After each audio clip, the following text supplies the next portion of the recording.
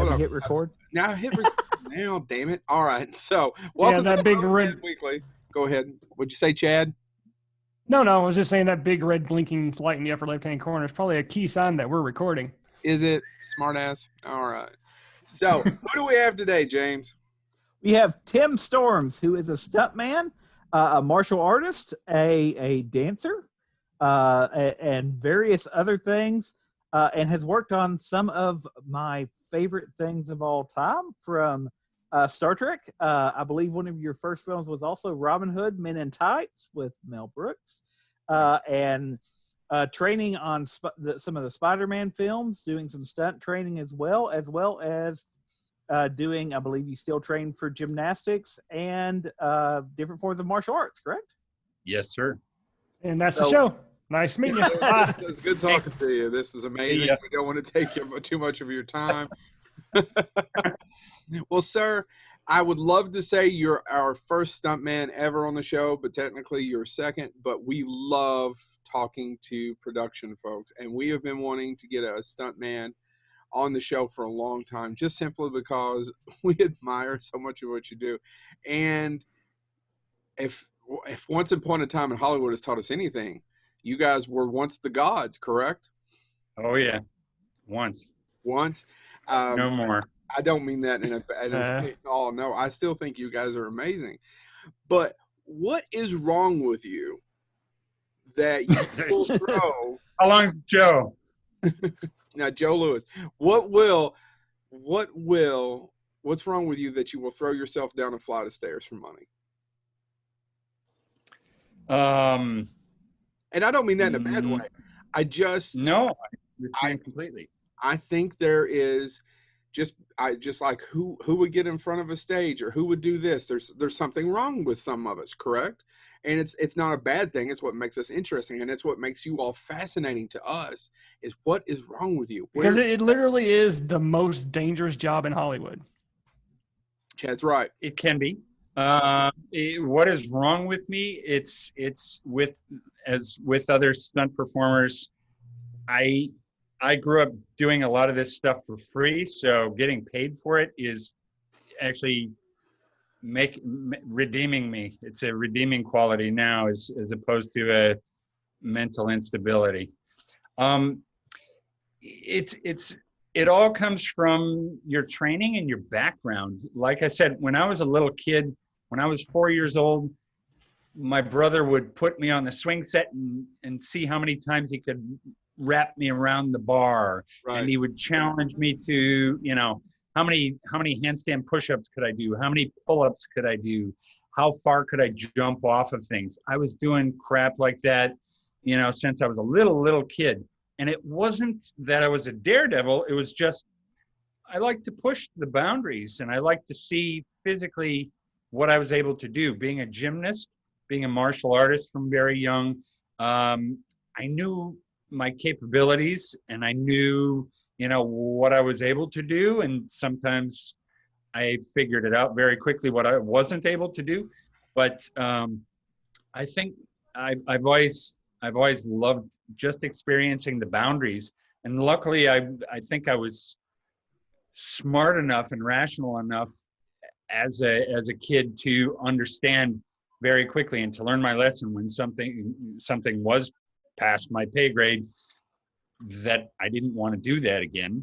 But knock on wood, I didn't get hurt as a kid that much. I'd get bumps and bruises, but I was pretty durable. I'd fall out of trees and crawl home and cry a little bit, but I never broke any limbs of my own, and I fared pretty well as a kid. So that was the impetus for me. And then actually it seems like it's a random thing, but as a gymnast, as a martial artist, the scientific part of the artistry is what has always fascinated me.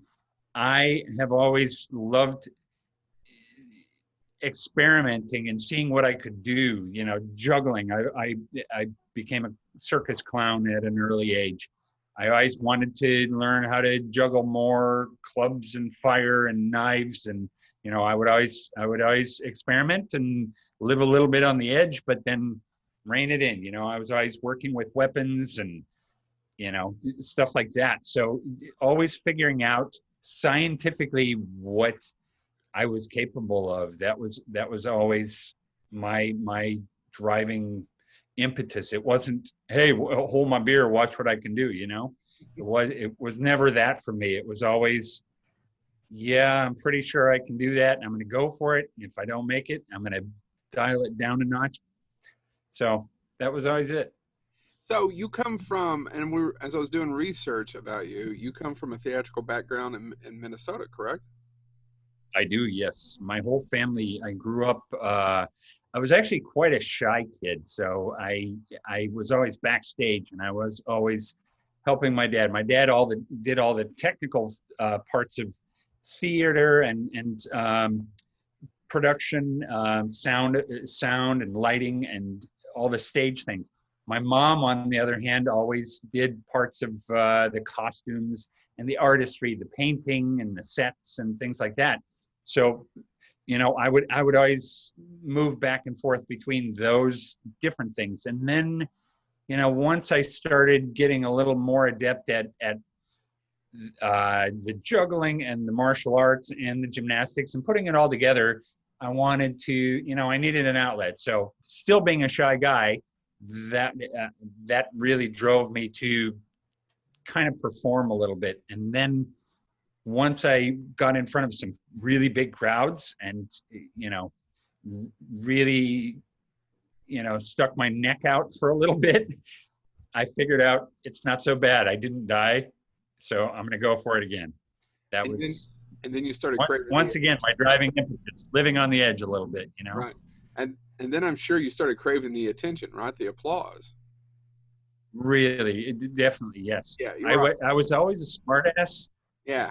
But it was always, kind of from the back of the room when I was little. It was like I would say a joke and people would laugh, but it was never, I wanted to get on stage immediately. And then once I was forced to get on stage, giving speeches I remember specifically giving a speech in high school, and I was scared to death. I was terrified. And I said a smart ass remark and everybody cracked up, and I went, nice. Hey, I could roll with this. And that kept me going. So did your parents do it professionally? Was this kind of like community theater that they were doing that you started out in? I'm just curious, being in mostly community theater, but on and off. It was high school, community, some semi-professional productions around. Okay. There weren't many, but there were a lot of opportunities. There were always stages and venues to find for me. Okay. I'm just curious, based on what you're telling, because I want to go back into your career real quick, because you're saying all this, and it's kind of answering the question for me. But going through your list of all of your career, not only, and I'm sure James will ask for a Mel Brooks story here momentarily, but I want to skip after Mel Brooks and go. You did voice work one time for Bruno the Kid. Was that just did you was it just because I'm not going to be in an audio booth? Because I was like, one time you did audio voiceover work, or you did some video games too, but it looks like for the most part you stuck to that one voiceover work for cartoon. I'm like, and then it just ventured off into full blown stunt work and other acting. Yeah, I tend to get scattered that way, and that was I had done a couple of things before that voice work, but that really, it was at a friend of mine was actually producing that show, and I wasn't prepared for that because he had seen me on stage and he loved the kid. I was doing a lot of improv and Shakespearean theater at the time, and he really wanted to get me on a show, and he was the producer. He brought me in. And I said, where's the day before? He said, we'll send over the script. And I never got the script. And I was going, I'm kind of nervous. I don't really know what I'm in for here, but okay, I'll go for it. And then, you know, late at night, I called him and he said, oh, don't worry, just come in and look at it tomorrow. I went in, I looked at the script, and as I'm looking at the script, all of a sudden I look up and I see Dave Coulier, and I see, you know, I can't even name the guys. Every one of them I knew were the very top echelon of voiceover actors at the time. You know, Right. And it was intimidating. And then the capper of that was Mark Hamill. Luke Skywalker walked in the door, and I went, okay, are you visiting? He went, no, I'm playing a character. So it was pretty intimidating, my first shot.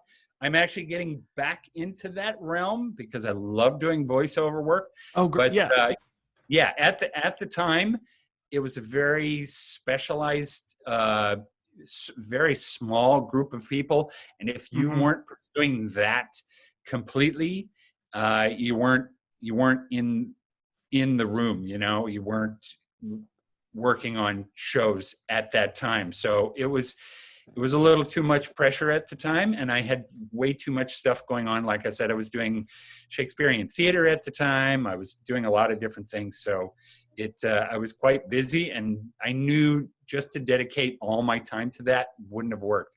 Now I've got a great setup in my own apartment here, and I can, you know, work on it. So if anybody's got jobs, send them my way. Absolutely. Yeah, I was going to say, because it must have been intimidating going into a room. You know, you're just starting out, and not only do you have the late great Tony Jay, who, you know, in my opinion is an icon in not only animation history but television and movie history as well. But then Mark Hamill, yes. You know. Yes. So yeah, I was just kind of curious because it was this one time I'm like, there has to be a story there. I was sweating bullets. And in that realm, it was, you know, nowadays they get celebrities to do a lot of voiceover stuff. And a lot of people that aren't trained actually get voiceover work as well. But in those days, it was, you know, you had to be on your game. And I did my first character and they really liked it.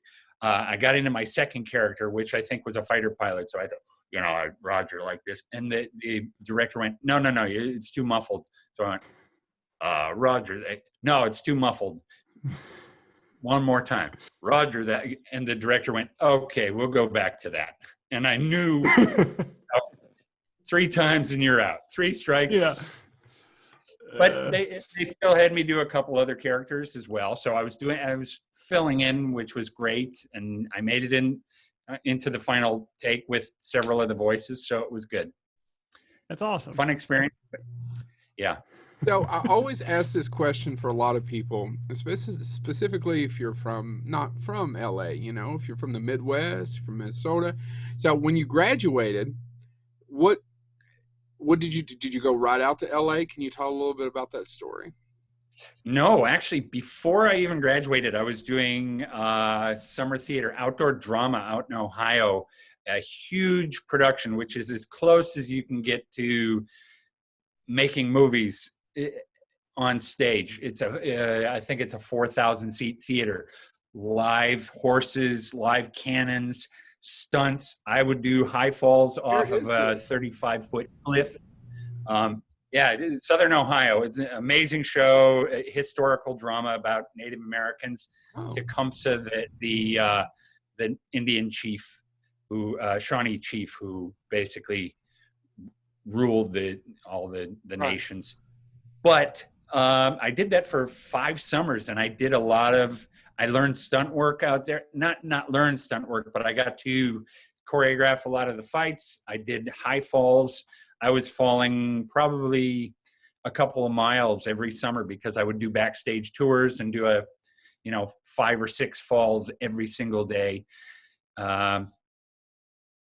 It was just, so I did that even before I graduated. They called me back out. So I was playing major characters in that. I got my equity card out there for theater. And then at the end of that, when I went back to Minnesota, I'd actually arranged a couple of shows already, and I went on tour with what was it? Nebraska. It was a theater in Nebraska that toured around Nebraska Theater Caravan. I did 2.5 months of A Christmas Carol, which was also a huge production, and taught me a lot about traveling shows and stuff like that. So I got experience very quickly. Who did you play in A Christmas Carol? Everything. I was brought in late, and I had to understudy every single role in the show, including the females. So I had to be prepared. I only had to go on once or twice, but then I would play random characters. But I had to understudy everybody. So I had to know the whole script and sing the same Christmas carols night after night after night. Night after night. Yeah, I can't imagine. Yeah. So after that, you just moved. Yeah. That's when you transitioned to LA? No, I went back to Minnesota. I started doing, I started teaching and directing local high school productions and semi-professional productions, and auditioning for regional theaters and stuff like that. So I did a lot of regional theater, which was great.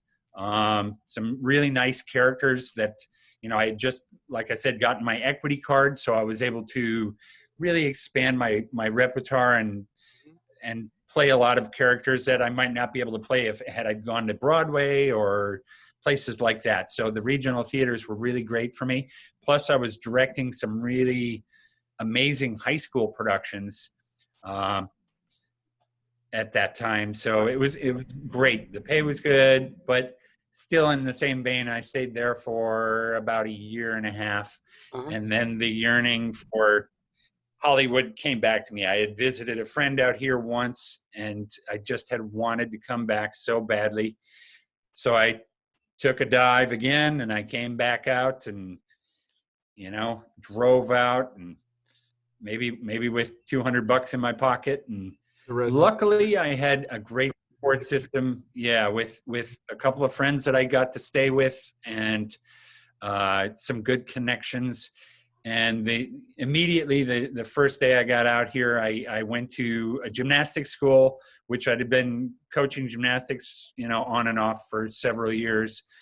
And I got a job immediately the first day, and I was teaching. So I was making money, which was great. And it was a big relief that I could support myself. All right, cool. I just always fascinated about how people make the transition. So anyway, sorry. Next question, please. Oh, I was actually going to ask, as Chad forewarned, how did you end up in Robin Hood Men in Tights as one of the merry men in a dance scene? And it is your first credit on IMDb. It is. Yeah. I wasn't actually in the dance scene, and I was quite angry about that. Yeah, back in the day, they still have it, but Backstage was the big publication that actors would look at. Everything's online now, so it's quite easy. But you would go to 7-Eleven and pick up Backstage every week and look at the breakdowns of shows that were casting. It said open call for, they didn't even say what it was. I think it said Robin Hood. It didn't say it was Mel Brooks or anything like that, as far as I remember. But I went to this open call. It was around the block line at Warner Hollywood Studios. So I stood in line for like an hour. I went inside. They had stations. They said, "Do you know how to do any stage fighting?" And I said, "Yeah, I've been teaching it for many, many years already." So I did a fight combination for them. They were pretty impressed with that. They said, "Do you know how to do any?" I went to the next station. "Can you do any tumbling?" So I did a tumbling pass. They went, "Wow, okay." They said, "Can you do any other skills?" So I went to the next station, and I did some hand balancing. I did some other fight stuff. I was walking out the door, and they said, "We're definitely going to be calling you." And I went, "Okay, great." They said, "How'd you do on the archery?" And I said, I don't have a bow, but they said, okay, there's a bow over there. Go pick that up. And I went over, and there was a tiny little bow. I think it was a junior bow. And I'd actually learned archery from Native Americans, both out in Ohio and as a kid.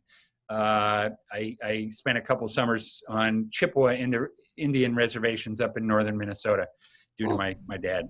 Yeah. So I learned pretty good archery at the time. I went over and I took that little bow and I shot 4 bullseyes, and they were really impressed. So then I went back the next day because there was another call for jugglers and unicyclists and things like that, secondary acts, and I did all that stuff. So they said, I waited, and I went. They said they were going to call me. I waited about a month and a half, nothing, and I was just so frustrated. And then I get a call, and they said, we want to cast you as a Merry Man.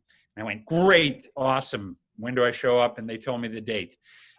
5 minutes later, I get a call from the same casting agency, another person saying, we want to cast you as one of the King's Guards. And I went, hold on a second. I just got cast as a Merry Man. They said, you can choose then. And I said, what's going to have more screen time? They said, the Merry Man. So that's what I picked. So they basically let me cast myself into that part, which was awesome. It was still, in the beginning, it was considered a featured extra kind of thing.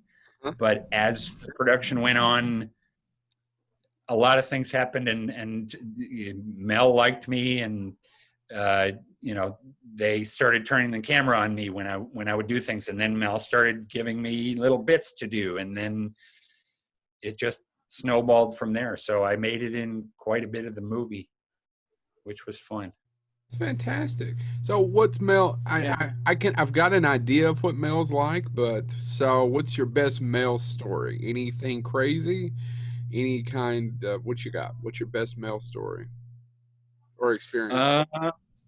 Mel, he was awesome to work with. I was such a huge fan. There was the part where we're watching Robin Hood serenade Maid Marian. We're sitting by a campfire, and Mel comes up to me the first day we're doing that, and he has popcorn on a stick, I think.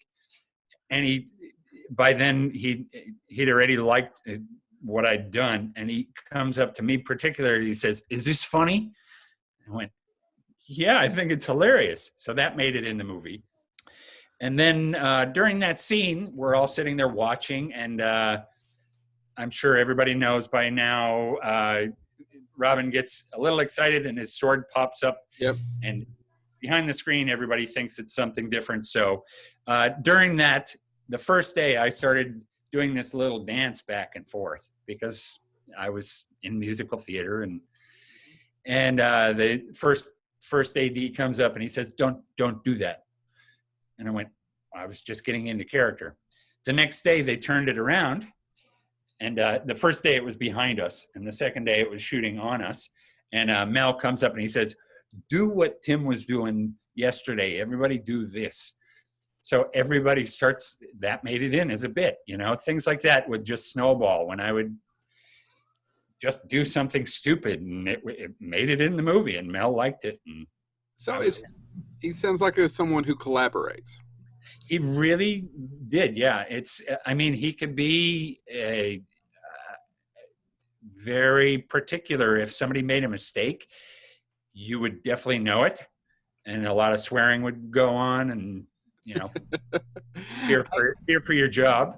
Yeah. But, I'm sure you're afraid for your job, but even if he's angry and cursing, I think it would still make me smile slightly. And I don't know that. Definitely. Yeah. And there were, like I said, there were times where he would, a lot of times it didn't even make it in the movie. He actually gave me a couple of lines when he's the Moyle, and he told me to say stuff, and then it didn't make it in the movie. He gave me a whole bunch of bits, after the sword fight.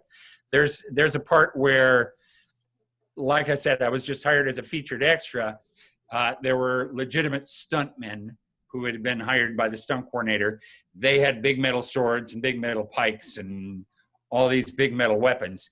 And we had this big battle scene, and they said, Tim, come over here. We want you to run through. Here's your sword. They gave me a rubber sword. It was, a soft sword. And we want you to weave your way through there. So I first time I did that, but then I grabbed this other guy who I had been teaching, and I taught him a quick fight, and we ran out in the middle, and we did this little sword fight, and then we ran through. And lo and behold, the camera stopped on us, and it made it in the movie. So, it was very strange. I feel like I'm taking it up from the rest of the guys, but I've got to ask, because you worked with maybe my all-time favorite director in his best film. Of course, I'm going to talk about Sam Raimi, and I'm actually going to say A Simple Plan.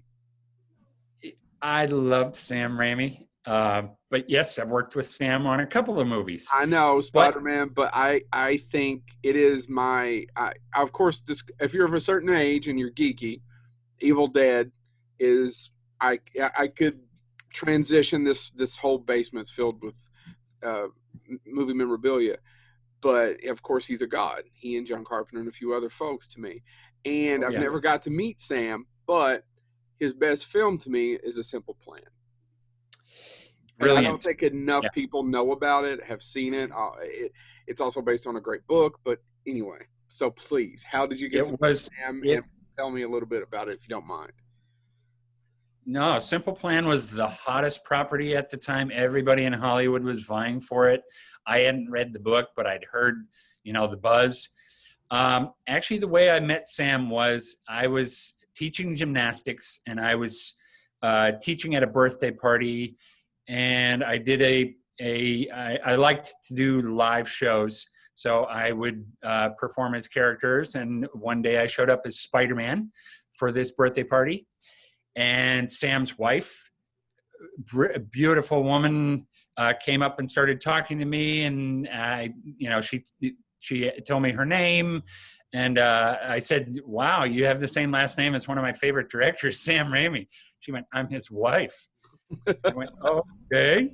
And then she said, could you come over to our house on Halloween in costume and say hi to Sam? And I went, okay. I knocked on Sam Raimi's door, and he answered the door, and we sat in his living room for about 3 hours talking movies, and I'm dressed as Spider-Man. And this is before, so our audience knows, A Simple Plan came out before Spider-Man. This is well before he got to make Spider-Man. Oh, yes. I'd been a Spider-Man fan since I actually sent an audition tape to James Cameron years before when he was supposed to direct. So and Spider-Man has always been my favorite superhero. So I had my own costume commissioned, and I had, it was before state of the art, before, you could buy them online and everything. I had somebody make me one for these birthday parties. So yeah, it was before that, and I was just in awe of sitting there talking to Sam Raimi about stuff. And his wife would walk through and go, Sam, you have to put him in your next movie. And I'd be going, no, don't ruin it for me. And he would go, yeah, I have this coming up. He's not right for that, but we'll get him in something. And then like another month went by, and all of a sudden I got a call from Sam's wife, and she said, Sam wants you to audition for A Simple Plan. And I said, okay. So they sent over, they were going to send over the script. Once again, the delivery person couldn't get the script in my hand, so I didn't have a script. And I said, okay, I'll just, show up to the audition tomorrow. And his wife called me back up and said, no, Sam wants you to come over to the studio right now and audition for him. So I drove to, I think it was Universal at the time, and went into Sam's office and auditioned for Sam in person. He read me as, I think, one of the FBI guys. There were a couple of FBI agents in there. I didn't get that because there were major players up for that. But he actually cast me as Billy Bob Thornton's drinking buddy. So I was quite thrilled with that. And then it was the topper of that was, I said, "Where are you filming?" They said, "Minnesota." Okay, I'm going on vacation too. I'm going to visit my family because I'm from Minnesota. So I got a treat of spending a couple days with my family. Went up there in the middle of winter, got to hang out with Sam, his family, and Bill Paxton, which he was amazing at the time. So Bill Paxton and I, we were waiting for the next scene, so we got to sit in a booth and I got to rap with Bill Paxton, of all people, who was just awesome. That was really, really fun. In the end, things didn't go well for that scene. There were too many things going on. Billy Bob Thornton didn't like the scene. He was quite irate on that day and actually left the set. Really? Yeah. There were just way too many technical things going wrong. And they kept pulling people out of the scene because it wasn't working. And Billy Bob's idea was much more intimate. And finally, it came down to just me and Billy Bob and the bartender. And we shot it that way. And then I got back here to LA. I talked to Sam a couple weeks later, and they said the footage didn't work out. So, and then looking at that scene, there's really no dialogue at all in the scene. It's just Billy Bob contemplating, talking about stuff. So right. I got cut editing floor, which happens quite often, but I still have a credit at the end, which is amazing. Yeah, and you got to work with one of your heroes, and you got to share a scene, and you have a Billy Bob story. I do, yes. So how was he to work with? I know he can be eccentric. Is it a prima donna thing, or is he a perfectionist? I couldn't tell. It was he erupted. He started swearing at one of the grips, and he walked off set. Took several hours to get him back. So I hadn't seen what was going on. I knew that I'd seen the scene before where Bill Paxton is pushing him down again and again and again into a snowbank. Uh-huh. So that might have been the impetus that actually triggered him.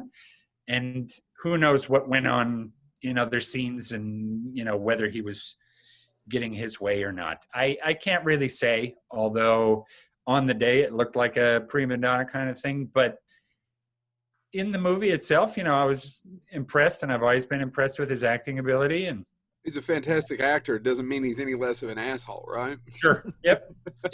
Exactly. Yeah, I've never met him. Known people who I've heard both sides. Yeah. So it could be a perfectionist artist thing, or it's a combination of everything above, or someone's having a bad day.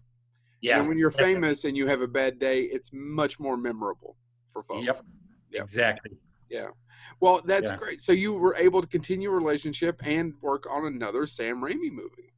I was. It was incredible because I don't know what the time period was after that, but it had to be a year or two. That's about 6 years, actually. 6 years between? It was 98. No. The first one, though, Spider-Man 1. Yep. I was slated to do that. Once again, I got a call from Sam's wife. It was after he had done The Ring or The Secret, some other, I don't know which movie he had done, but a horror movie after was it A one Simple Plan. Was it the one he produced? No, it doesn't matter. Oh, I think he was directing it. Okay. I'm not sure.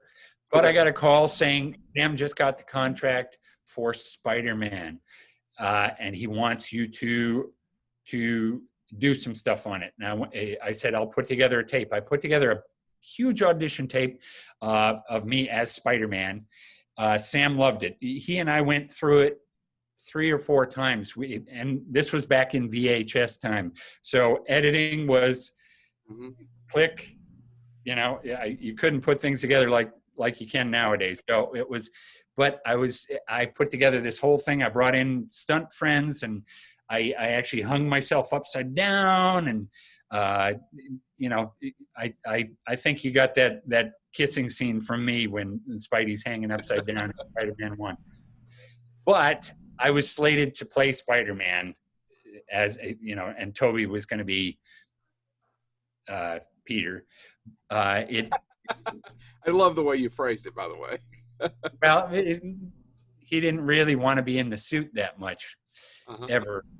But what I was told, we said, they told me we're gearing up for this. And I got a call a couple weeks later saying he's leaned out too much. He doesn't have enough muscle on him. He's dieted down too much. So we have to push back a little bit, probably about 3 weeks, for him to bulk up a little bit because he's not big enough yet. I think there were contract problems going on at the time, actually, but I don't know. Always money. Yep. So, and that happened 2 or 3 times. They would call me and they would say, we're pushing back. So finally, in the end, it had pushed back about 6 months, I believe. By the end of that, they had hired a stunt coordinator. And the stunt coordinator called me up and said, we're going to be using my guy for almost all the Spidey stuff. You could fill in if you want. And I went, okay. By that time, I'd already been offered another big movie, really nice movie, Swordfish, which I was thrilled to do. And so I passed on the Spider-Man thing, and it all worked out. So that was the first Spider-Man that I was slated to be in, but wasn't, once again. So I have a gigantic resume based on what I haven't done in Hollywood. No, well, we're all that way. We're all that way when you go through our lives. So how much was Toby actually ever in the suit? On the first one, I have no idea. I wasn't there. Well, the second one, yeah. On the second one, the one where I trained him specifically in number 2, and I played the chainsaw doctor in the surgery scene. Which, if you're a Sam Raimi fan, that's the scene you want to be, because that is nothing but Sam Raimi. That whole scene. Because why would there be a stainless steel chainsaw in a surgery room? He said, I'm putting a chainsaw in your hand. I went, okay, I'm on board. Yes. And by this time, the stunt coordinator on that show was a friend of mine, and I'd already worked with him on several productions. So he knew what I could do. So he brought me on board first to train Toby and the Spider-Man doubles, to get them all working in sync, to teach them wire work, to teach them gymnastics, trampolining, stuff like that.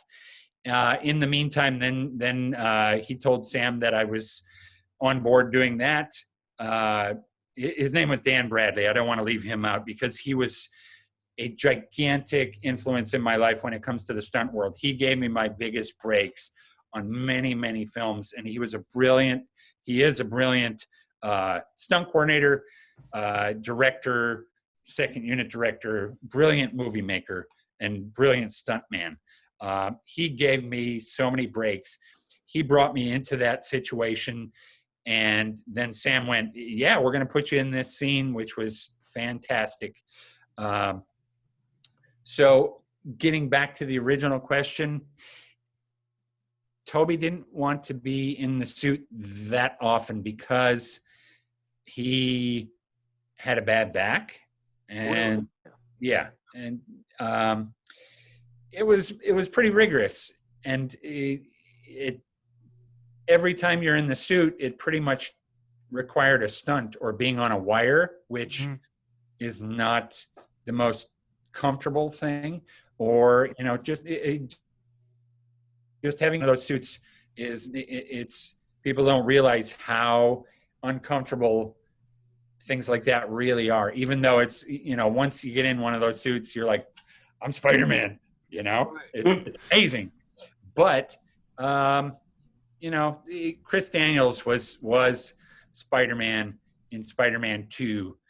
He did almost all the suit work. There were secondary people in number 1 and number 2 that would be in the suit if you need somebody to do a particular move, or you're doing double units, which we quite often did, or triple units even.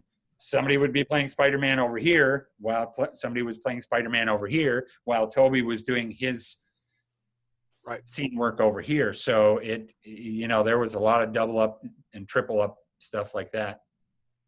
So once again, is it really the bad back? Is it prima donna thing? Just not being comfortable, not wanting to be in a suit? I hope Toby's not watching this, but don't worry. Go ahead.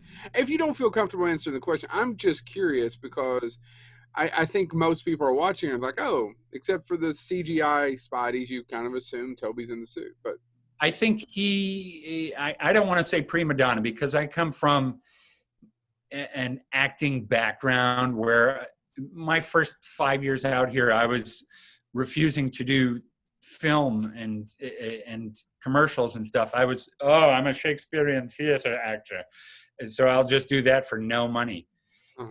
So I understand, and I really think it stemmed from him just wanting to be the face of Peter Parker and not being a gigantic fan of Spider-Man himself, but seeing Peter Parker as the amazing character. And I really think it stemmed from that, even though being his trainer, and being a stuntman, I did see it at the time as a prima donna thing where let's just do this. And he would complain and say, no, I don't feel like doing that. And in fact, several times we're working on specific tricks, wire tricks or whatever. And he would say, but I don't know how to do that. And I'd say, okay, I'm going to teach you how to do that. That's why I'm here. That's my job. We're not just going to throw you around. So I want you to do this and this and this and this. And then because I had taught gymnastics and martial arts, progressionally, I taught him the different parts of things. And then he did it and he would do it perfectly. And then I'd say, yes, let's do that again. He'd go, but I still don't know what I'm doing. And I was like, does it really matter if I'm standing here telling you what to do and you did it? It doesn't matter if you think you know what you're doing or not. You did it. And we could film that with you doing it. So is it a method thing then? It might be. Could be. Yeah. Okay. Yeah. All right. I'm just curious. It really wasn't bad mouthing. It's more of me just discerning. And like I said, is it a method actor? I don't understand why I need to go to X to Z. Doesn't make any sense. But Spider-Man needs to hit that spot because it looks really cool on film. It could be. It could be intimidation too. It could be, he was scared to, and he was honestly smaller than Spider-Man, which he's supposed to be. Peter Parker's is supposed to be,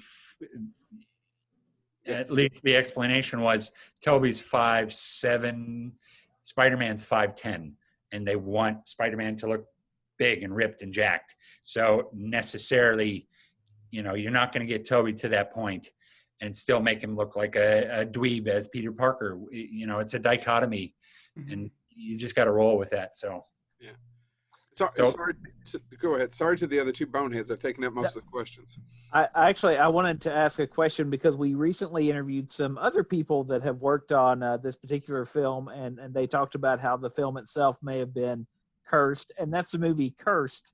You did the stunt work for that, and as we were told, there were several different times that film was filmed and reshot and all of that. So I wanted to know the stunt work side of that. And Joe, well, I just want him to know that Patrick Lussier, who edited the film, he was Wes Craven's editor. He went on to become a director. He directed Dracula 2000 and Drive Angry and My Bloody Valentine's. A very nice guy.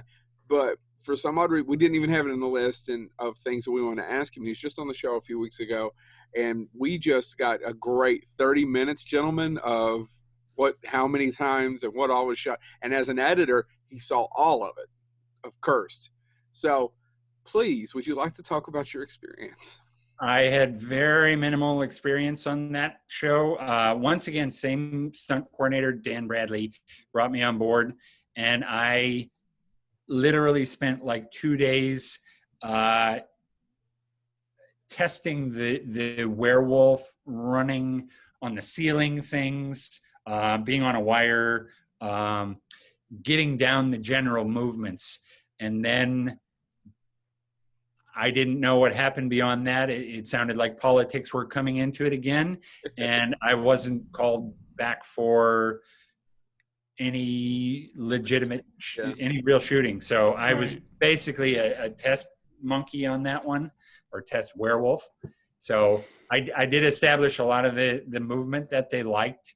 So it was a test. So did you work with Rick Baker when he was doing the werewolf, or was it with KMB when they did the werewolf for the second, when they went back to reshoot the movie? I don't know. None of those were. It was all stunts at the time.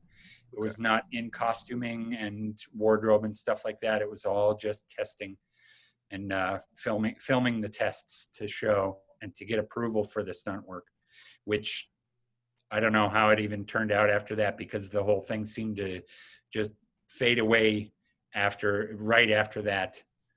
Right. So you talked about, and you alluded to this with this working with Tobey Maguire on Spider-Man, but just for those of us that I have never thrown myself down a flight of stairs or done any stunt intentionally, what is stunt training? So you've got a lot of credits for stunt training. Obviously, Tobey Maguire. You also are listed as a stunt trainer for The Matrix. What all does that entail? Are you working directly with the quote-unquote named actors to get them ready to do scenes? And what does that kind of mean? Yes. It entails a lot of different things, which I like, because having my varied background in martial arts, gymnastics, clowning, circus stuff, everything that I dance, everything that I'd done prior to my stunt work kind of gelled on into my life now, and everything that I've worked on. When The Matrix came up, I was hired as the gymnastics trainer for Lawrence Fishburne, and they called me up to through the gymnastics that I was teaching. Called me up to a warehouse, North Hollywood. I showed up there, and Fish, he always had me call him Fish. Said, really? Seriously, that's what he wants to be called? I've never heard that before. Yeah. He said, let's go to lunch. And I went, okay. So he said, the particulars on the movie were, of course, it was choreographed by Wenwo Ping and his whole team, none of which spoke English at all. They're all Chinese. Mm-hmm. And he said, I am seeing what they're doing. I don't know how to do it. Fish told me I don't know how to do any of this stuff. So before they get to work with me, I want to make sure that I can physically move properly. I have some good moves under my belt, and I know how, to keep myself safe before we get into this heavy duty choreography and wire work and stuff like that. So I said, yeah, no problem. So we started working on gymnastics. We worked on some martial arts, throwing kicks and punches, falling, rolling. That's the first thing that I will teach anybody, whether they're an actor or a stunt person. I'll teach them how to fall down correctly, that they're not going to injure themselves. So that was part of the training with Lawrence to start off with. And then I didn't even know what it was for. We got into the production or pre-production, and I looked at the storyboards and I went, wow, this is like Hong Kong stuff, the choreography itself. And he said, yeah, that's the Hong Kong choreographer. And I went, okay, now it's all making sense. And then they started pulling out the wires, and they started getting Carrie Ann up on the wire moves, and they all those things. And then Keanu came in. We started working choreography, and I wasn't training Keanu, but he was standing right next to me working a fight scene with the choreographers while I was working with Fish over here. And Carrie Ann is, they're pulling her up on the wires. And a lot of times I would just invite Lawrence down to my gymnastics place because, you know, he wanted to make sure he was safe. So we would be working on the gymnastics floor instead of working in a dirty warehouse. So, you know, sometimes I wouldn't even see the rest of the cast. But when we were working there, I realized, you know, they were doing the wire work, which we weren't really accustomed to here in the States at that time. And I went, this is very similar to the spotting that we do in gymnastics on trampoline and on bars and stuff like that with the cables. And so then when they would put the actors on the wires, sometimes the actors would say, Tim, what do you think they want me to do here? You know, Carrie Ann gets up into this pose. And I said, no, more fingers like this, and, you know, pull your knee up higher. So I was translating physically and you know, kind of guiding the actors into poses and movements that these high level choreographers couldn't really translate at the time, you know, even though they're so adept when they come up with the stuff. If they'd been working in Hong Kong with their people, it would have been a breeze. But working with American actors was a whole different ball of wax. So, so back on The Matrix, I mean, to my knowledge, this was in terms of American cinema, this is probably the first. It was the first of its kind, and you know, it actually changed big budget blockbusters pretty much for good after that. That was one of those defining moments in history, was The Matrix. I mean, did you have that sense when you were on the film working on it? No, I thought it was a one-off kind of thing that it wouldn't work. In fact, several times, I think 3 times, I would be working with the actors, and then I'd get a call saying, we lost funding, so we're stopping training, so the movie's dumped. So we would stop for a couple of weeks, and then they would call me back up. Hey, we need to train again. I'm like, okay, it's back on. All right. So I would go back to training. You know, this went on for several months. So they did actually get in probably a good 4 to 6 months of pre-training, which was great. And that really showed in the production itself, and it got them really accustomed to what was going on. I think if it hadn't, you know, they hadn't had time to process that, I think it wouldn't have been as spectacular, and the actors Right. wouldn't have been as comfortable doing what they had to do if there wasn't more time to train and more time to really insert themselves into what they were doing. See, my question, I thought that would be more of a challenge, because if you're training them and then all of a sudden they have to take 2-3 weeks off before they can actually, you know, do it again. I mean, does it kind of have to, is there like a learning curve there where you have to keep going back and revisiting it? A little bit, which is smart anyway. But I've found, and I tell students this all the time, when you're first learning a skill, you're going to mess it up. You're going to mess it up. You're going to mess it up. And then because what we want in stuff like this, martial arts, gymnastics, anything that is so high level movement or wire work, you have to get to a point where your muscle memory kicks in. Right.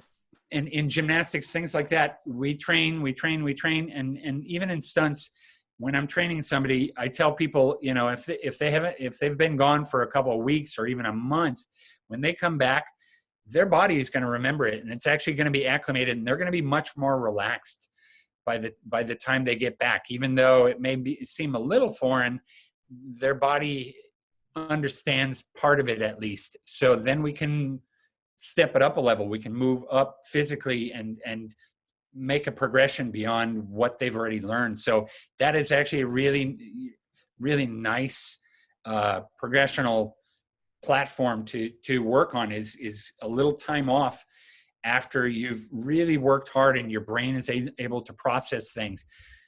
I think it helps a lot. And when you're under the pressure, especially if we're on set nowadays, what happens is if you put an actor in that position where they've had a really brief course of learning how to do something physical, and they have it, you know, they have it, okay, we're ready to shoot.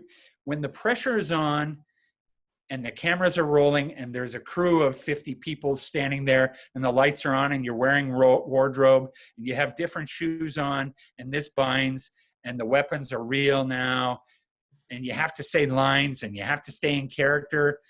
It's a whole different thing then, and then you blow it and then you have to cut and then you freeze up if it's not in your body.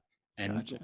like I said, if you haven't gotten to that point where at least part of what you're doing is muscle memory, then it's going to be very difficult. Like martial artists, you know, we as stunt people, it's good to be a martial artist, even though we're not always using martial arts in fight scenes, because we know that our body's going to somewhat go back to that standby mode that The discipline. yeah, exactly. The discipline of it. So it's going to kick in, even though we're rusty. It's going to kick back in, and parts of it will be familiar to our body, if not our brain. You know, because our brain will have way too much to ingest at the time on the day when we're filming. It's just overload, constant overload. So. Well, that was actually one of the questions I want to have, because I am a huge Star Trek fan, and he's I know not. Shut up, Chad. I know you were in Star Trek Enterprise. You got to play Enterprise? Listen, Equal to Enterprise? yeah, it was. Listen, I battle a speech impediment still. But you played a Solomon. You got to play a Vulcan commander, and obviously you're in Picard as somebody's stunt double. And He's fronting, by the way, Mr. Storms. All he talks about space truckers. Space truckers. Space truckers. Best sci-fi movie ever made. Yes, Space yes, truckers. He's always telling us how Star Wars is superior. No, the question I actually had was, as you think about stunts and all that means, what do the costumes mean? Like, do you train in the costumes? Do you train, or do you just adapt to the costumes? Because I think about so many stunt men and stunt professional stunt women that, you know, they train, but then they get to set and it's like, oh, by the way, put on this, you know, 5-pound backpack or whatever the costume requires. So does that impact the way you think about training and the way you prep? Hugely, but unfortunately, we're almost never given those elements, costumes beforehand, before we're asked to shoot. They want to keep them under wraps. They want to keep, you know, they're working on them constantly. I've been in a major scene before where the costumer comes up and says, we don't have this one piece, but that's not being shown right now. We don't have your boots ready yet. So they're not showing your feet anyway, so it doesn't really matter. Been in that situation many, many times. And as far as wear and tear, you don't want to beat up the costumes. So typically we don't train in wardrobe. Sometimes if we have particular movements, we're going to touch base with we have to do fittings. So we're going to touch base with the wardrobe people and say, hey, do you think we could maybe alter these shoes this way or work on this collar this way, because I know I'm going to have to do this. And especially on Star Trek nowadays and other shows, you know, now that we're much more stunt heavy in Hollywood, the wardrobe people are a little more savvy about, oh, are you going to have to wear a harness under this? You know, what pads are you going to bring in? And as a stunt person, I have to be smart enough to go to my wardrobe fitting with my stunt pads and say, this is what I'm going to have on possibly on the day, because I haven't been told exactly what I'm going to be doing, but in case I need to fall on my back, I'm probably going to have this pad on. I'm probably going to have these elbow pads on, et cetera, et cetera. So we try to, you know, it's always a give and take, but we always try to work with what they've given us. Is there also a difference? I mean, I know to a certain extent a stunt is a stunt. You prep for the stunt, but having worked on films and then doing television, is there a sense of a difference between how stunts are treated in films versus how they're in television, or does it just vary by the film or the television show? It really varies. I've been blessed with a variety of different shows, but In general, the films that I've worked on have been action movies. So the stunts are a little bit bigger. Not that often do you get the same kind of budgets, sets, time, I would think of opportunity what time would be the biggest difference because you have to on a TV show to on a do it. show. It's got But to. it really depends. I mean, Star Trek is so big budget. We've been able to play with some really, really cool stunts and fight scenes and stuff that would be in a movie, in a big budget movie. So Oh, okay. really depends on the show. I also have to ask one question because you've stunt doubled Patrick Stewart also in the film Logan. Yes. And I love that film. That film You. has a special place in my heart. So I just wanted to Famous Space Truckers. yeah, thanks, Chad. By the way, if you don't know what Space Truckers is, it's okay. It's an obscure 90s science fiction film directed by Stuart Gordon. Google it later. It's got Dennis Hopper in it and Stephen Dorff there. Hey, Dennis Hopper and George Wendt playing off each other in one scene. George Wendt from Cheers. That's right. Cheers. I love it. That's the That's only movie where they're both in it. So, But no, I just on that film, just knowing that that Hugh Jackman's last kind of appearance as Wolverine and things like that. What sort of stunts? Because I've seen the movie several times, and I know Patrick Stewart has some great scenes in that. What does the stunt work look like? That knowing that character is in a wheelchair throughout the film, and kind of the back and forth of how that played out. Honestly, on that one, I didn't do a lot of stunts, but there are particular times where you need to save the actor, especially an actor of Patrick's age, Sir Patrick Stewart. He always wants to get in there. He always wants to do his own thing. He wants to do the trip, the fall, the fight scene. He wants to do it all. He's so gung ho, and he gets angry at me when I step in and I have to do a stunt. And he's been that way from the beginning since I've known him, because he wants to do his own stuff. And bless him, he's amazing. But there, even if it wasn't Patrick Stewart, there would be times where you want to save the actor. There are times where Wolverine is carrying Professor X around downstairs, and it's a little too rigorous, even though Patrick ended up doing a lot of that where Hugh Jackman was carrying him around for real. But when it came down to it, they would throw me into it and test it out. So sometimes it's testing, sometimes I'm the guinea pig. And right. I've done that for Patrick on a lot of very strange things where I think he can do it, but I'm not going to let him do it until I actually do it. And I go, okay, that's good. Or no, that's going to be a little difficult. Even running, if it's in a situation, I remember we were doing his TV show Blunt Talk, which we did for a couple of seasons. And we were down in Venice in the middle at 2 a.m, and he's having to run across one of the Venice Canal bridges and pretend he jumps off the bridge into a boat, a rowboat. And we're working through the stunt, and it turned out it was just going to be a pontoon, but Patrick wanted to do the running, and Patrick wanted to pretend, at least he wanted to actually go for the jump over the bridge. And I went, no way you're going to do that. I'm going to test it.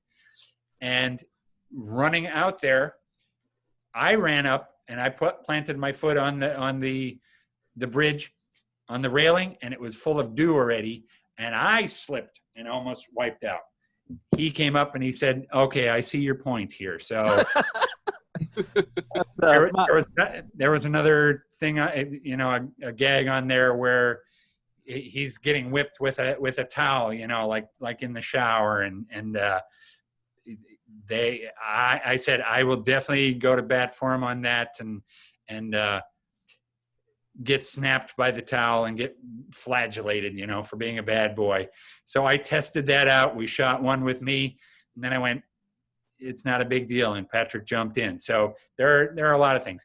On Wolverine, on Logan, there were times where, like I said, he's getting carried around by Hugh.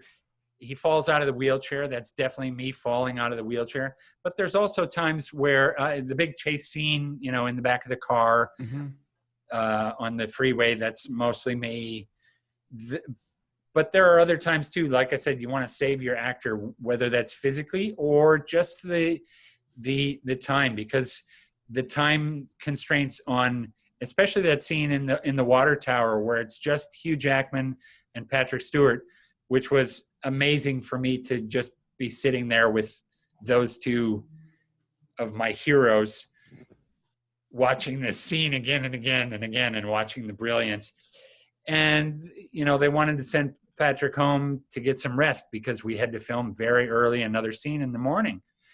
So a lot of that stuff just over the shoulder of me, him sitting in the wheelchair is just me, and, you know, the fall, and, you know, getting poked with the needle in the arm, and it's my arm, and it's just for convenience, for saving time for the actor, you know. It's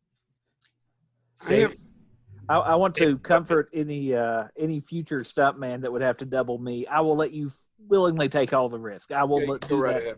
Yeah. I'm fragile. I bruise like a peach. I have a question. It's a two-parter. One, specifically, because you're much younger than Patrick, Sir Patrick. The body movements. We're the same age. What'd you say? We're the same age. Well, you look good, sir. Impressive. It is impressive. It's impressive. But as far as the movements of an older man, you know, so my friend Chad, who's here, as we said before, was watching The Irishman, and it's great on The Irishman that they're able to do the great digital technology of making Robert De Niro younger. But I agree with Chad. Your critique was. Oh, so, you know, there's a scene where he goes into the shop to beat up the store owner and, you know, he's beating up the guy, and it's clearly, he's supposed to be 24 in that scene, and it's clearly a 70-year-old man beating the crap out of him. Watch him. Even the de-aging does not help the way he walks. Right. It does not his gait, who he is. You're still a 70-year-old man. You know, not to talk about, you know, when I first saw that movie, I'm like, oh, they called him kid. That must be a joke because he's supposed to be in his 40s or something like that. And then I did research on the movie afterwards because I was curious. No, he's in his 20s. So I'm curious, how do you match that? I love that question. Thank you for asking me that. I love it. This comes back to my training, classical theater, clowning, miming, gymnastics, all those dance, all those physical things. I love portraying Patrick Stewart being his characters. Right. And it seems so complicated. Yeah. I love to match his movement. So when I am his character, when I get to be him briefly, I turn into, you know, I observe him all day long, and sometimes it probably annoys him, but I watch how he moves, and I've had some great teachers, some amazing movement teachers that actually taught me how to observe the physical aspects of a character and how they move. And so that was my acting homework from the very beginning, since I started working with Patrick, is learning how he moved, learning how he's going to move around, and being able to move like him, or elevating it just slightly to make him be able to do things that Patrick might not be able to do, but is not so out of the realm that that it's believable. Right. Right. That you're not just doing this. Right. Still a 70-year-old man. So in that aspect, I am thrilled to be able to, my first night on Blunt Talk, my first time doubling Patrick, we had to do this big chase scene where cops are chasing him in a Hollywood alley. And a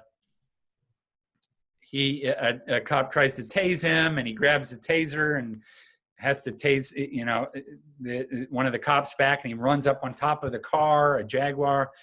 And so studying him from that very beginning, what I did was I looked at the script and I memorized his lines as well.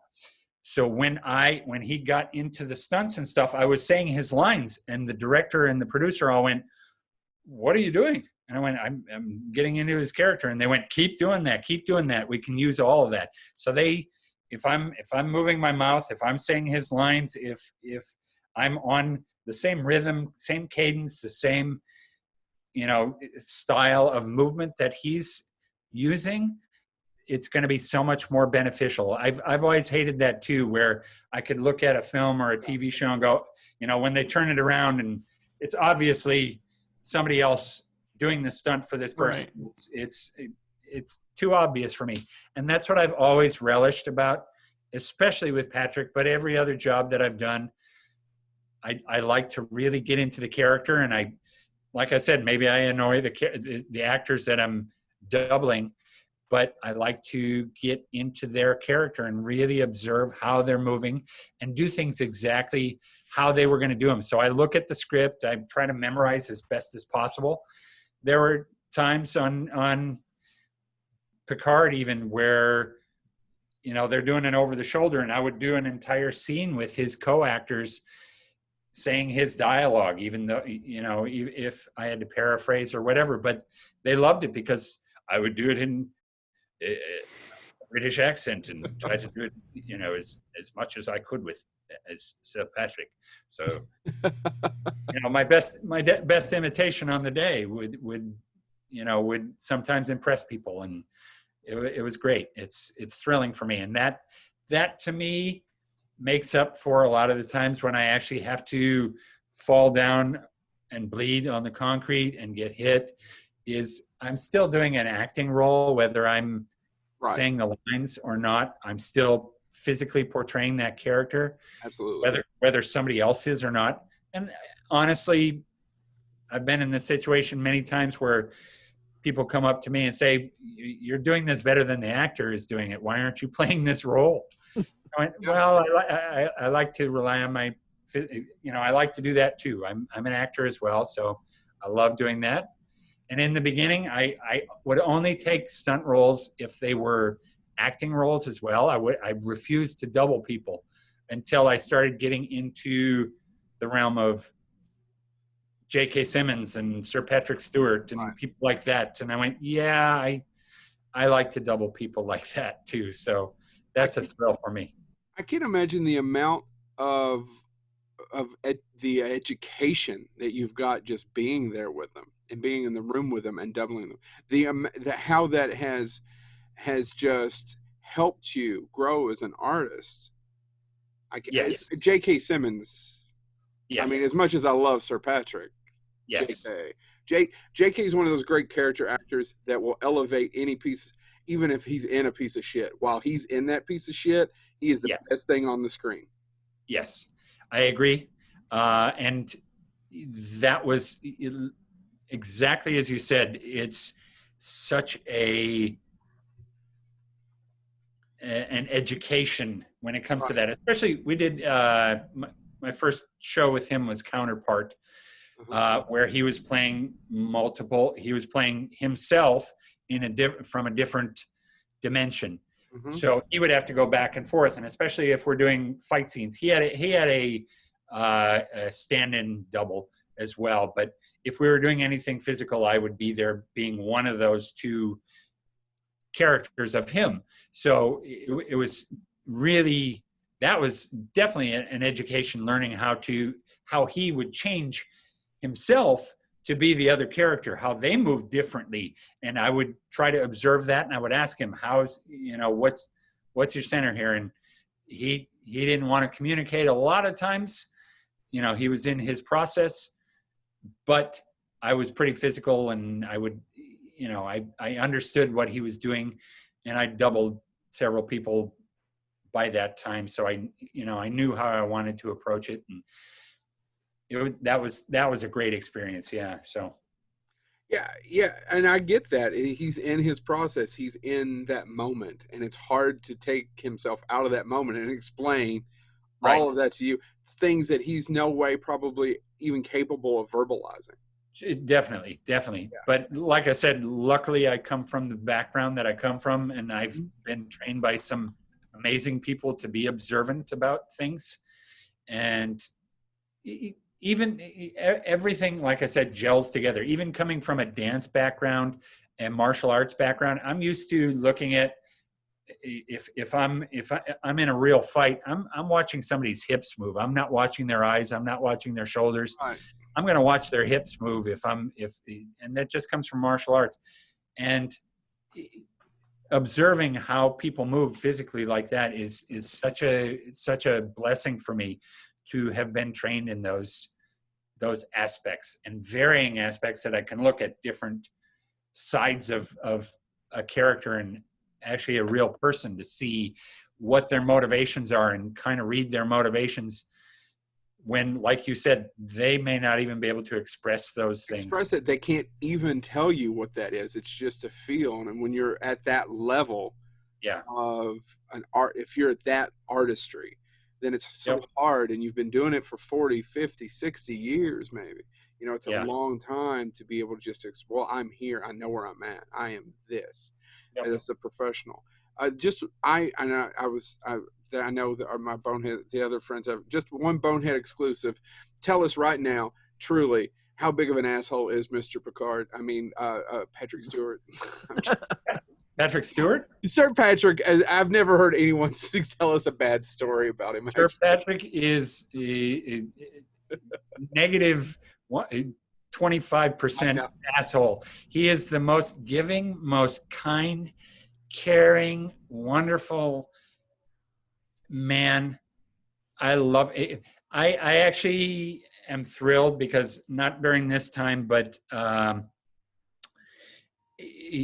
before we were even wrapped on Picard, I became his personal trainer. So I go over to his house a couple of times a week, and I won't give anything away, no spoilers, but trying to get him in shape, both for the actor himself, because he's 80 years old and losing weight for different roles, especially Logan. He lost 20 pounds. Wow. Over 20 pounds. I lost 18 pounds to match him, and I was wiped out. That wiped him out. Coming back into Picard, he wanted to look emaciated. So he lost a lot of weight to do that. And I've been watching it, by the way, and I was thinking, I was sitting there going, you will see him on, let's say, Graham Norton. He does Graham Norton quite a bit if you get the BBC and BBC America. Yeah. And he'll be on Graham Norton. I thought, no, he's not hefty, and he's always very trim and fit. But I was watching Picard the other day, and I couldn't stop looking at his jawline of just how thin and close it was. And I thought, he dieted down. It was a character choice for him, and he specifically wanted that emaciated, drawn-in look. So he was. It's tough. It was horrible. It's horrible for actors to do that, but it's immaculate. It's like Christian Bale there, and especially at his age, it gets harder and harder and harder. So now we're to the point where we can make some changes, and even I was feeling it. I'm 53 years old, but you do not look 53. Thank you. You're welcome. Joe looks 53. I look 53. I'm 42, but this fat bastard looks 53. So keep going. Well, luckily, knock on wood, I've been able to maintain it just due to the nature of my work and how I teach and everything else. But now with Sir Patrick, we're in a position where, and he said, I really want to get ripped now. And his wife said, I want you to pack on some muscle for him, because Sorry, I have to laugh at that. Was pretty good. Yeah, can you make him a little hunkier for me? Yeah, it was, and I wanted that myself because I could feel myself, especially doing stunts. I didn't have to do a lot of stunts, but every time I would fall down for him or, just do physical things, it would be like, oh, that I have nothing to fall on anymore. And like I said, I like to keep in shape, but I'm still at about 7% body fat.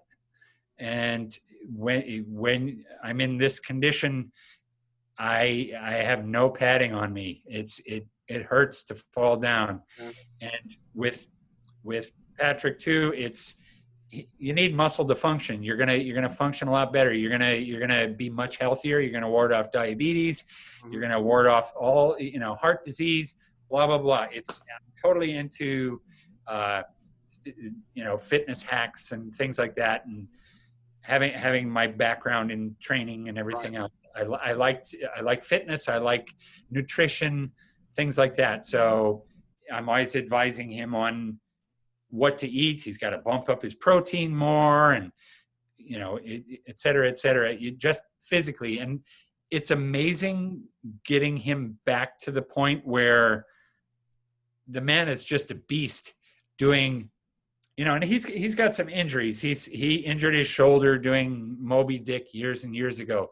Totally ripped his shoulder out. But getting back to the stuff that we've been doing, full body weight exercises, doing chin-ups. I got him doing, I think, 3 chin-ups in a row at 80 years old. Incredible. We've been boxing. He loves it. It's amazing. The man is a beast. And it's all I can do to hold him back. And I know he wants to do it for the fight scenes and everything that we have, but it also gets him in shape so he can handle the rigors of shooting, where a lot of people don't realize when you're the title character, when you are Picard, you're there every day. You're on set all the time. Even though they did their best, production did a great job of giving him a day off a week during the week. But for sometimes 5 days a week, he would be there all day long from morning to night, shooting, filming, nonstop. And it takes its toll. It really does.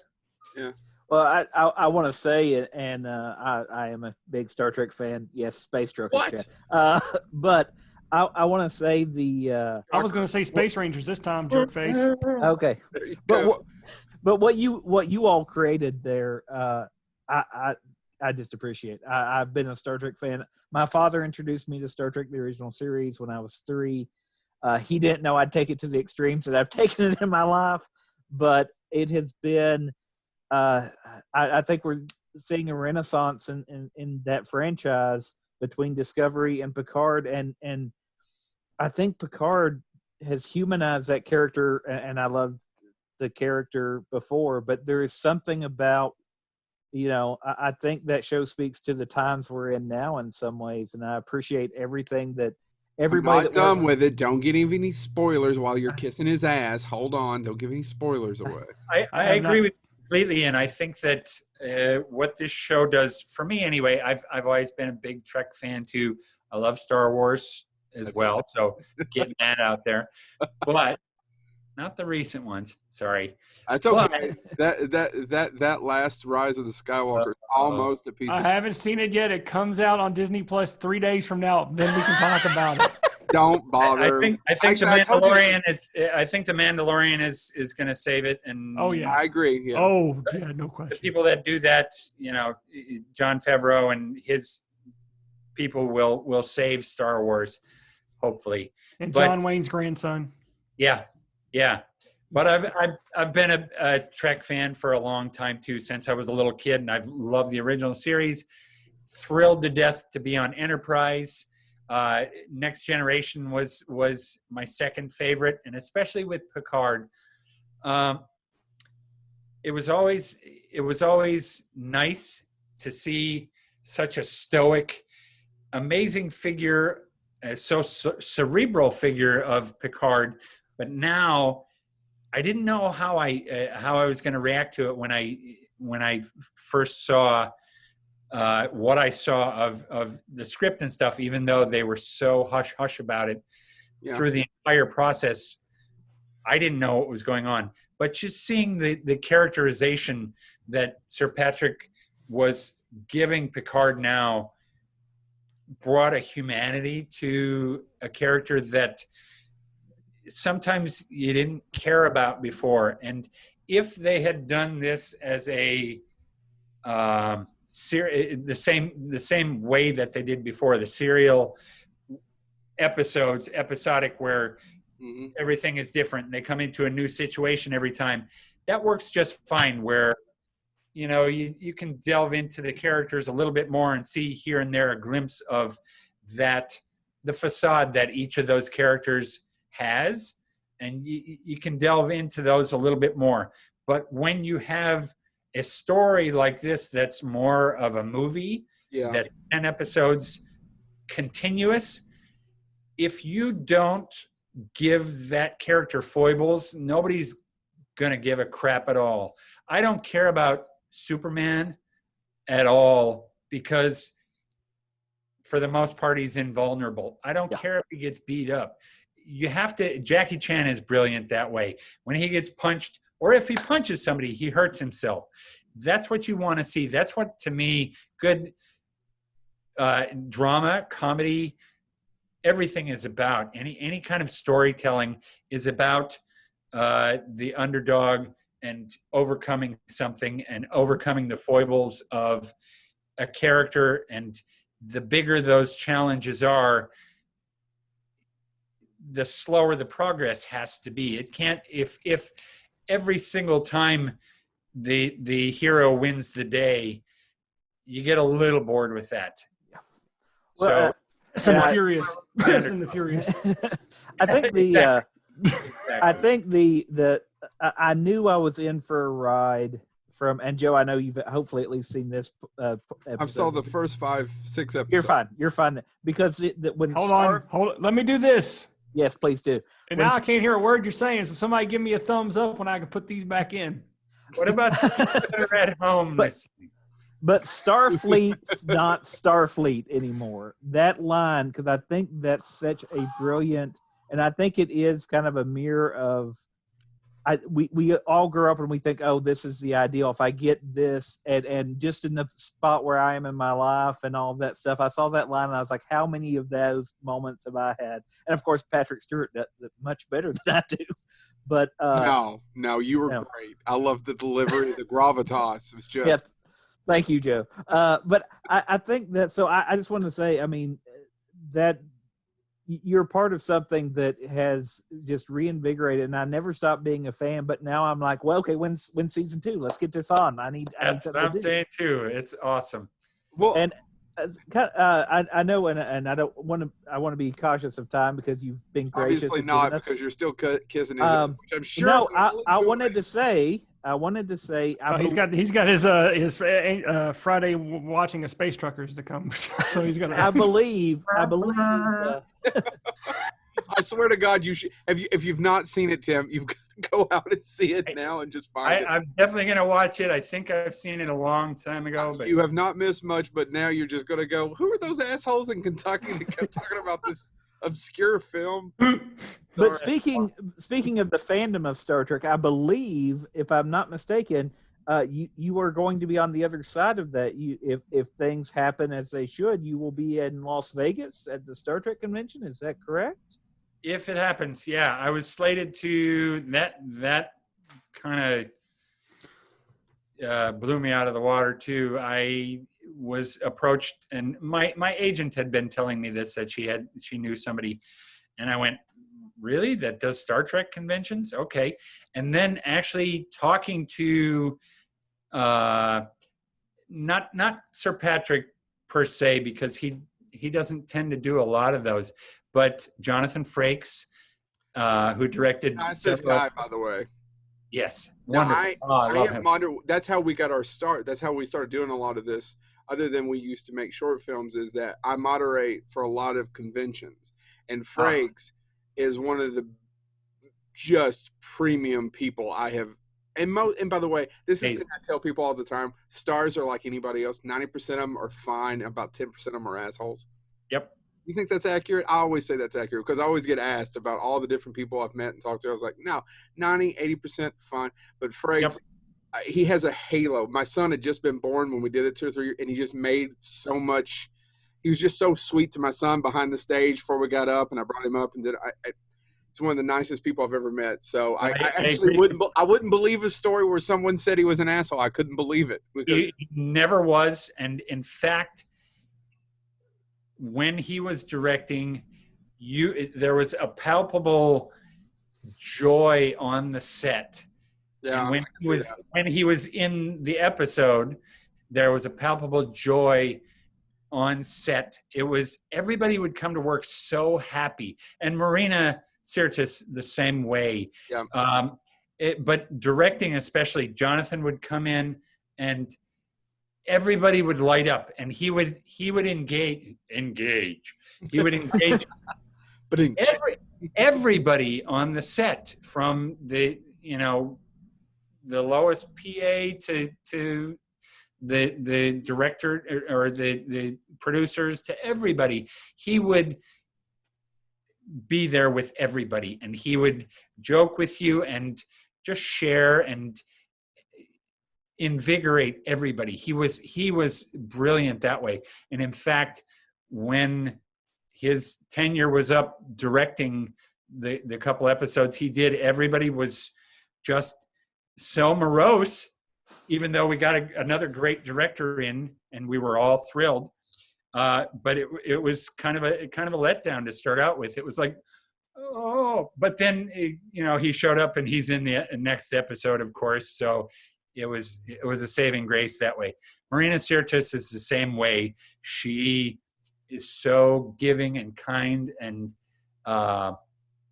just a joy to work with. And I was once again thrilled to be able to do scenes with, reading Sir Patrick's parts opposite these alumni from Next Generation. And I was like, oh, I was geeking out big time, even more when a couple of days Worf showed up, Michael Dornan and Geordie LaForge showed up, and it was a big homecoming for them. And I was kind of like, oh, wow. Hi. That was, even though I'd known Sir Patrick for a long time, it was like, okay, now it's all gelling together. Yeah. He's Picard now completely to me, So that was really, really cool. But going back to interrupt, so sorry. No, I am rambling, but going back to the original question about the conventions, I was just approached and I was asked to do a couple of different conventions, and I went, really? What? I've been doing Star Trek, but what could I bring to the table? And I was told, you played. I was on several arcs I was on the pilot episode of Enterprise as a Suliban. I did a lot of stunts. I played characters, so I was on screen a lot.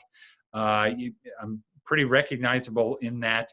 Plus, I played a Vulcan commando in a full arc of episodes, and now doubling Sir Patrick. So I do bring a lot to the table, I guess, when it comes to Trekkies wanting to meet people that have been on the show. The reason I wanted to give a plug, you all should go meet him if you're listening to this, and you can.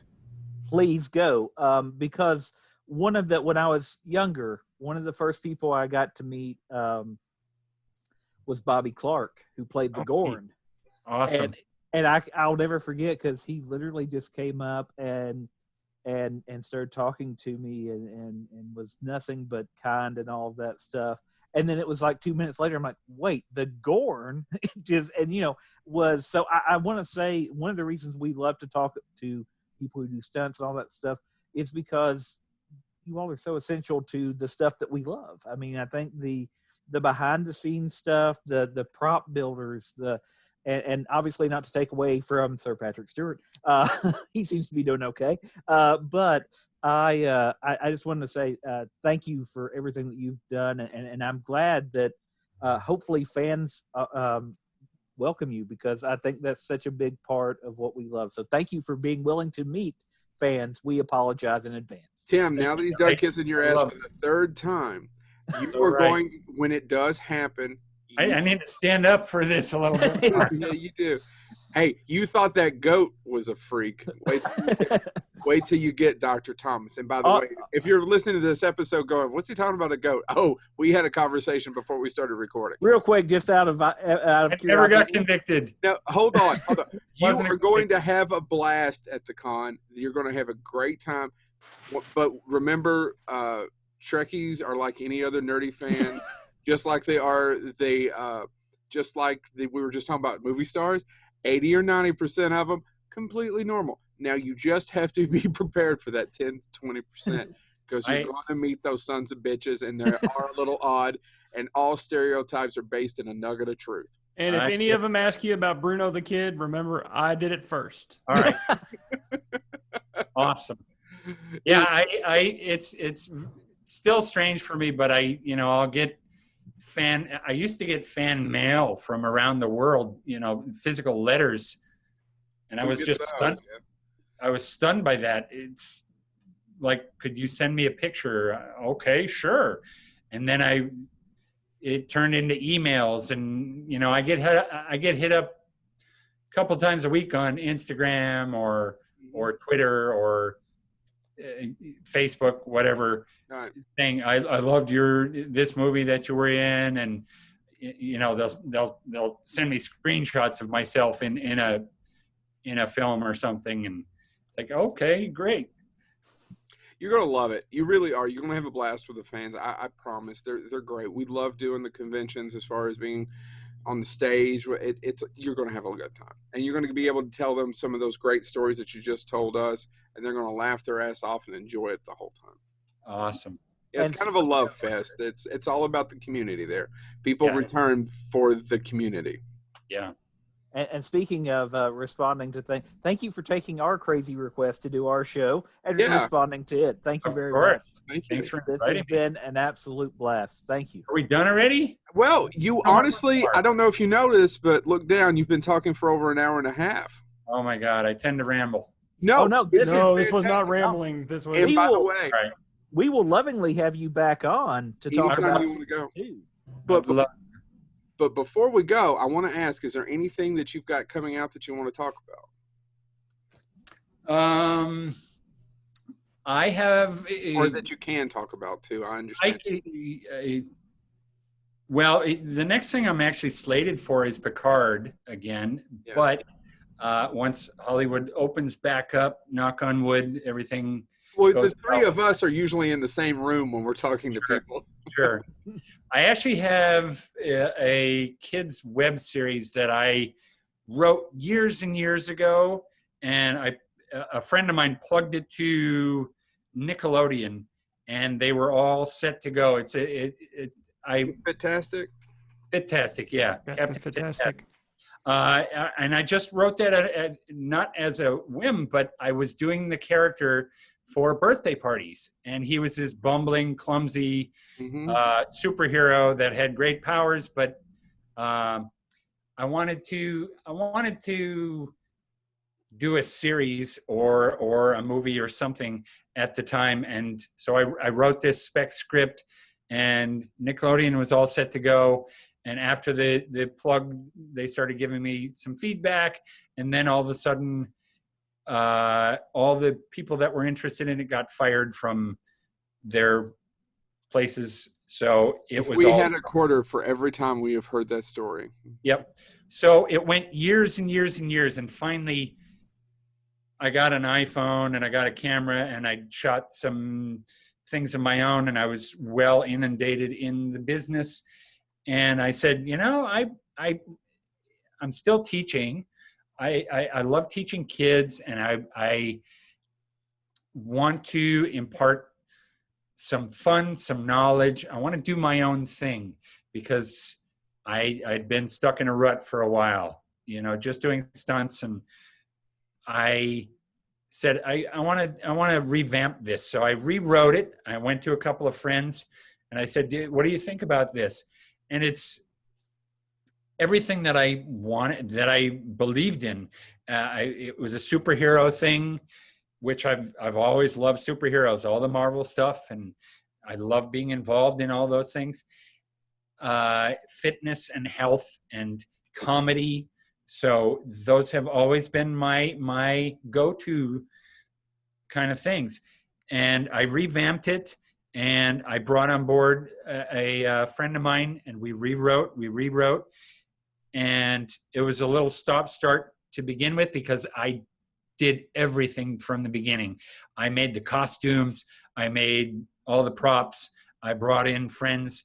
I directed it. I did everything, got all the lights. So it was kind of a mishmash to start off with, but we're actually getting some footage now, some good stuff.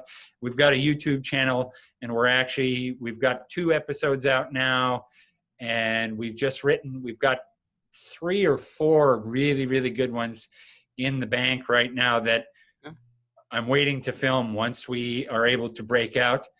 And I've actually got a few major players that have expressed some interest, and I'm writing cameos for certain people that I think would be amazing and funny and brilliant in this show.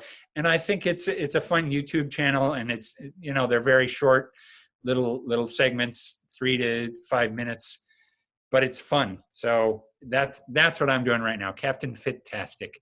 Absolutely. We will pimp that out with the show. Love it. Thank you guys so much for your time. I hope I always say this at the end. I probably should stop saying this. We're 130 some episodes in, but I hope this doesn't suck as bad as you thought it would. It was amazing. Congrats, guys. But we usually do get that. We usually get an hour that people are like, oh yeah, or we'll have someone. And it was a great episode, working 2 years to get them to, and we finally got them a few weeks ago because actually COVID's bad, but there's been a couple of people we've been able to get, like yourself, who would be working. And yeah. It was, oh yeah, I've got a hard out at 30 minutes, and then 30 minutes, we can talk a little longer. Yeah. What do I have going on now? Right. I got to do my hair tonight. But seriously, we would love to have you back on, talk more about Captain Fantastic, talk more about Picard Season 2. You can spoil it all for Joe whenever that would be great. I love how I'm being left out of this whole thing. Well, if you had more to contribute, Chad. If you had more to contribute. I'm trying to remind you of truckers. I'm trying to remind you of your childhood, Chad.